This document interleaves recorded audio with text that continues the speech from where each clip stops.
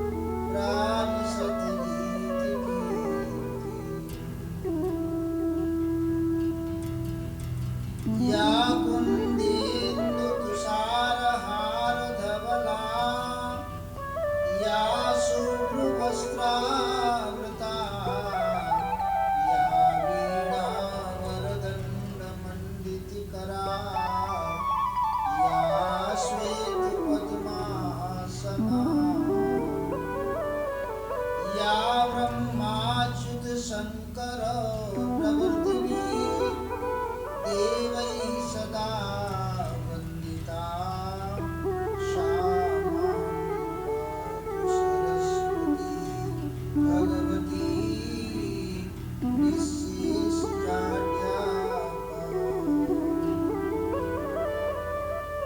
जयंती मंगला काली भद्रकाली कपालिनी दुर्गा क्षमा शिवा धात्री स्वाहा नमोस्तुते। सर्वरूपमयीं देवी सर्वदेवीमयं जगत् अतोऽहं विश्वरूपां त्वां नमामि परमेश्वरीं। मनोजवं मारुततुल्यवेगं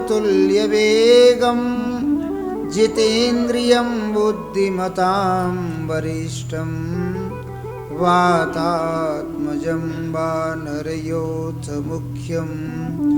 श्रीरामदूतं शरणं प्रपद्ये। अतुलितबलधामं हेमशैलावदेयं धनुजुवनकृशानुं ज्ञानिनामाग्रगण्यं सकलगुणनिधानं वानराणामधीशं रघुपतिप्रियभक्तं वातजातं नमामि।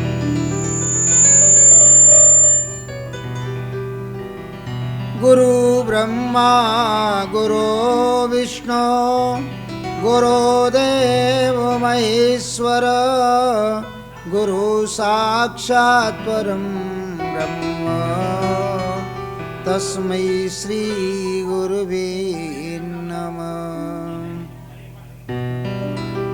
ध्यानमूलं गुरुमूर्ति पूजामूलं गुरुपदम् मंत्रमूलं गुरुवाक्यं मोक्षमूलं गुरुकृपा।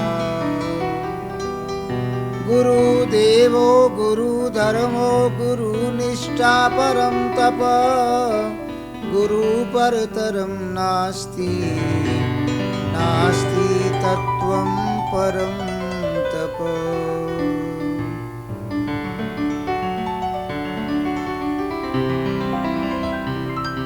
राधा मेरी स्वामिनी मैं राधिको दास जन्म जन्म मोहि दीजियो श्री वृंदावन वास। गुरुमूर्ति मुख चंद्रमा, सेवक नयन चकोर, अष्ट प्रहर निरखत रहूं श्री गुरु चरणन की ओर। श्री गुरु चरण कमलेभ्यो नमो नमः। बोलिए श्रीमद् भागवत महापुराण की जय। श्रीनाथ भगवान की जय। बजरंगबली की जय। जय जय श्री राधे, जय जय श्री राधे, जय जय श्री राधे श्याम। परम प्रिय भक्तजनों, भक्तिमयी माताओं, सब मस्त भगवत प्रेमियों, सज्जन वृंद, आज हम चतुर्थ दिवस में श्रीमद् भागवत कथा का प्रवेश, प्रारंभ, शुभारंभ कर रहे हैं। प्रिय भक्तजनों, आपने कल के प्रसंग में हरि भगवान का मंगलमय चरित्र, जो कि समस्त पापों को नष्ट करने वाला, जीवन को आनंदमय बनाने वाला, सुख शांति प्रदान करने वाला एवं शांति, भगवान की भक्ति प्रदान करने वाला ये प्रभु का चरित्र है।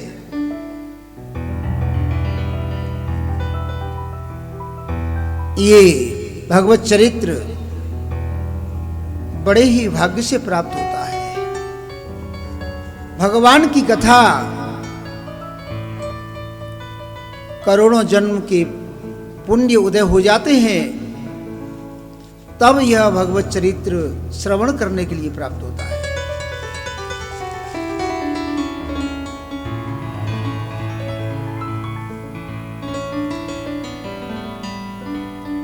कोटि जन्म समुत्थेन तदा भागवतम लभेत। जीवन में करोड़ों जन्म के पुण्य उदय हो जाए, तब यह जीवन मंगलमय होता है। प्रिय भक्तजनों,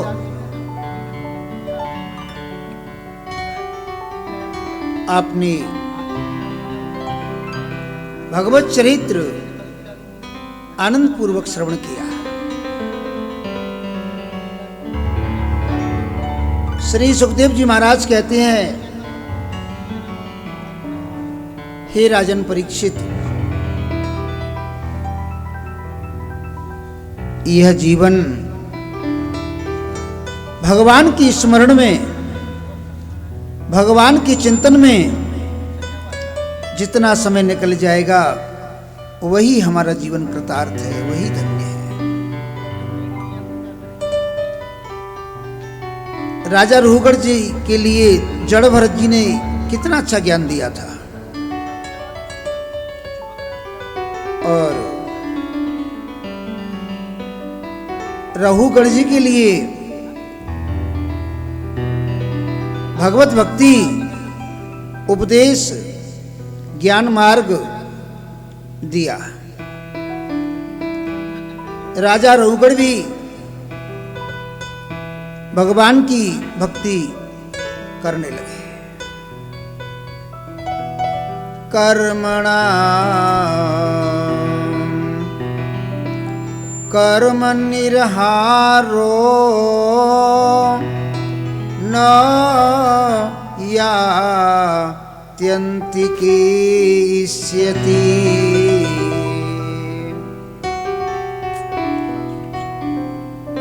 कर्मणा कर्म निर्हारो। राजा परीक्षित ने कल के प्रसंग में नरकों के बारे में श्रवण किया। नरकों के बारे में सुखदेव जी महाराज ने राजा परीक्षित के लिए सुनाया था कि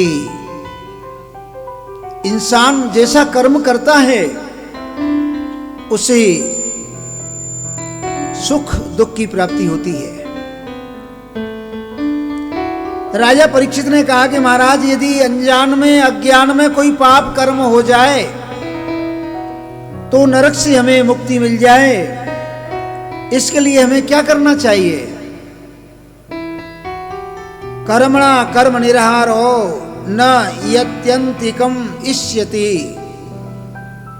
नरक से मुक्ति पाने के लिए हम प्रायश्चित करें, नरक से मुक्ति पाने के लिए हम भगवान की तपस्या करें। कोई ब्रह्मचर्य पालन करके प्रायश्चित करता है, कोई व्यक्ति यम नियम आसन के द्वारा प्रायश्चित करता है। लेकिन सुखदेव जी ने कहा कि हे राजन, केचित केवलया भक्त्या वासुदेव परायण। सबसे बड़ा प्रायश्चित तो केवल गोविंद भगवान के परायण होना, गोविंद भगवान का कीर्तन करना, और गोविंद भगवान का कीर्तन कर लिया तो समझ लो जीवन में आनंद आ गया। इसलिए प्रयास करो परमात्मा से कुछ भी न मांगना पड़े। अगर किसी से मांगना भी चाहिए तो मांगने के लिए केवल परमात्मा की भक्ति चाहिए, भगवान के चरणों की अनुराग, भगवत कृपा। केवल मेरा मन भगवान के चरणों में लगा रहे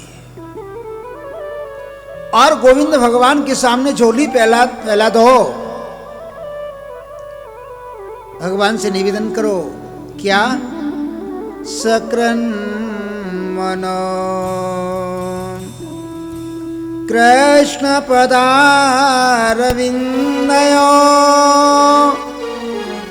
निर्विसितं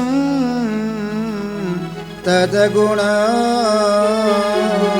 रागियैरिह न ते यमं पासव्रतस्य तद्भटान् स्वप्ने हि पश्यन्ति चीर्ण निष्कृता। आचार्य सुखदेव जी कहते हैं, हे राजन, मैं ऐसा मानता हूं, एक बार भी जिसने अपने मन को कृष्ण के चरणों में लगा लिया वो स्वप्न में भी कभी यमराज की पुरी को नहीं जाएगा। यमराज की पुरी को जाने की आवश्यकता नहीं देखेगा। एक बार मैंने किसी को भी मन लग जाए भगवान के चरणों में, गोविंद का जाप करना शुरू कर दे। सुखदेव जी कहते हैं, हे राजन, मुझे एक कथा याद आ गई जिसने भगवान को पुकारा। किस प्रकार? कश्चित दासी पति रजामिल। अजामिल ब्राह्मण हुए, विद्वान, सुशील, तेजस्वी, यशस्वी, मनस्वी। अजामिल को शास्त्रों का बोध था, अजामिल को शास्त्रों का ज्ञान था, लेकिन मन बिगड़ गया। हमारी मन में काम का प्रवेश दो मार्ग के द्वारा होता है। मन के अंदर काम का प्रवेश दो मार्ग के द्वारा होता है। कौन कौन से मार्ग हैं? एक तो आंखों के द्वारा,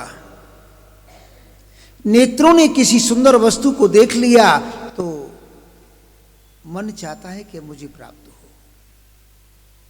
और दूसरा, कानों से यदि आपने गंदा नृत्य सुन लिया तो आपके अंदर काम का प्रवेश होगा। इसलिए काम का प्रवेश दो मार्गों द्वारा होता है, नेत्र के द्वारा और कर्ण के द्वारा, कान के द्वारा। गंदा संगीत सुनने पर,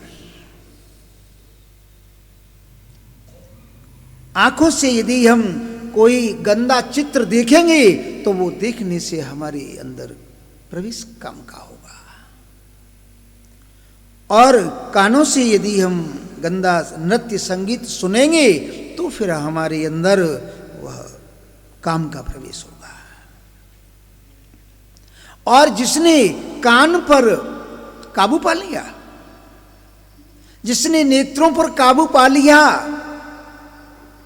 समझ लो उसको काम का प्रवेश नहीं हो सकता है।